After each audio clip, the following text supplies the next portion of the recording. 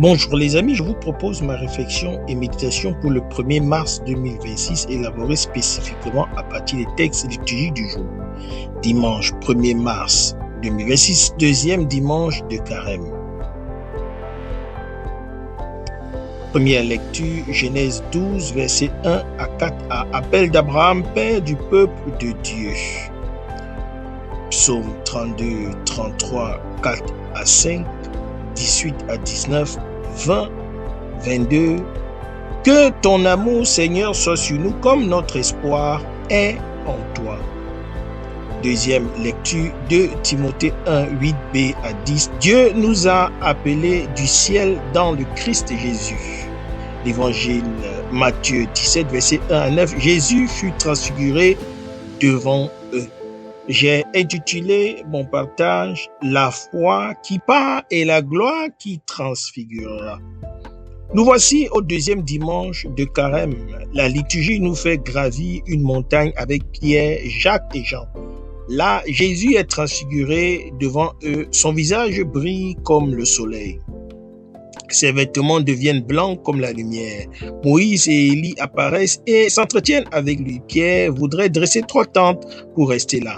Mais la voix du Père se fait entendre. Celui-ci est mon fils bien-aimé en qui je trouve ma joie. Écoutez-le. Et puis, tout redevient comme avant. Jésus leur demande de ne rien dire jusqu'à sa résurrection.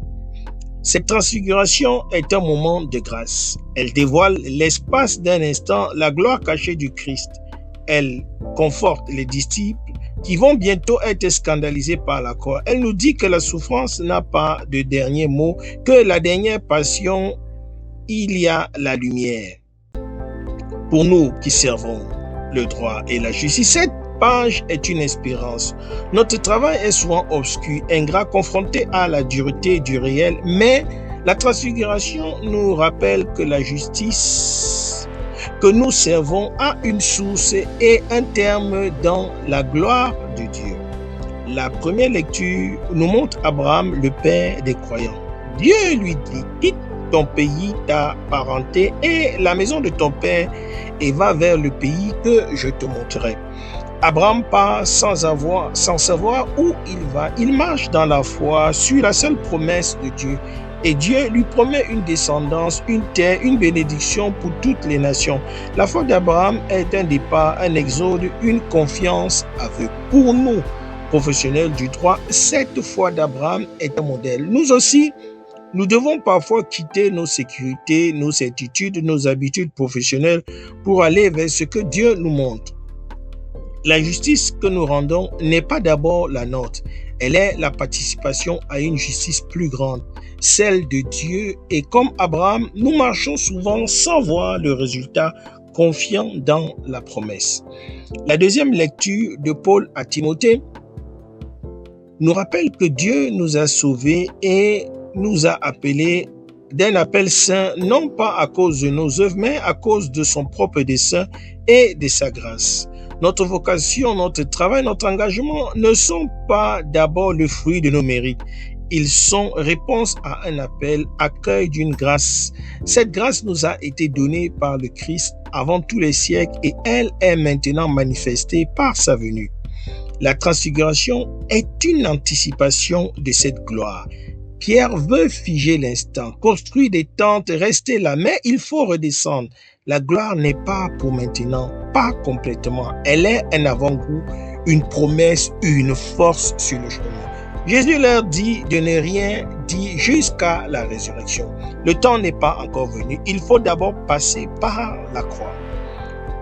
Pour nous, ce message est essentiel. Dans nos métiers, nous connaissons des moments de grâce, des réussites, des satisfactions. Mais il ne faut pas vouloir les figer. La vraie gloire n'est pas dans ces instants-là. Elle est au bout du chemin, après la Pâque. Entre-temps, il faut marcher, servir, aimer sans chercher à capter la lumière. Il faut redescendre de la montagne pour affronter la plaine avec ses conflits, ses latitudes, ses échecs. Mais on redescend avec la lumière dans les yeux, avec la certitude que la gloire est au bout. Puissions-nous, en ce dimanche, gravir la montagne avec Jésus. Puissions-nous contempler sa lumière, même furtivement, pour y puiser la force de continuer. Puissions-nous, comme Abraham, quitter nos sécurités pour marcher dans la foi et puissions-nous, dans notre travail quotidien, garder au cœur de cette espérance la justice que nous servons, même obscure, même imparfaite, est appelée à la transfiguration. C'est mon souhait, ma prière pour vous tous et pour moi-même. Merci d'avoir écoutez, bon dimanche à tous et à tous. Je suis la terre du Christ. Soyez des terres fécondes du Christ dans vos différents milieux de vie professionnelle. Les hommes de loi et assimilés en particulier. Que Dieu nous bénisse.